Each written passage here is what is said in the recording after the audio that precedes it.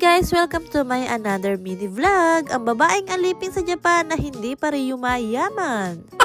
Gabi pa nga lang, naghanda na nga ako ng babaunin ko para bukas dahil bukas na nga ako mag-uumpisa sa bago kong trabaho. Ngayon pa nga lang din magluluto na ako para bukas naman na hindi na ako maghahol sa oras. Nagiwa nga lang din ako ng ampalaya at pagkatapos nagprito na rin ako ng tokwa. Kinabukasan nga, alas 6 pa nga lang din gumising na ako para naman makapaghanda ako ng babaunin ko. Nagluto nga lang din ako dito ng isang itlog saka ng isang sausage para makakain ako ng umagahan. Mga 6:30 na nga rin, nagising na nga rin to si anak at binigyan ko na nga rin siya ng tinapay at gatas para makapag-almusal na siya. Pagkatapos ko nga ihanda yung mga gamit ko, sinabayan ko na nga rin si anak kumain ng umagahan at gumayak nga lang din kami at lumabas na rin kami para i-atid ko naman si anak sa school niya. Maaga ko nga ngayon i-atid si anak sa school, dati ngayon i-atid ko siya ng alas 9 at ngayon naman i-atid ko siya ngayon ng alas 8. Mas 9 pa naman yung pasok ko, kaya lang medyo malayo din kasi yung bago kong trabaho, kaya kailangan ko umalis na mas maaga. Pagkababa ko nga ng train, naglalakad naman ako papunta naman sa kabilang station para naman makasakay na ako papunta doon sa papuntahan ko. Tumatakbo na nga ako kanina dahil kinakabahan na nga ako sa oras dahil 8:15 na nga rin to at malayo pa ako sa may pupuntahan ko. Dapat nga mga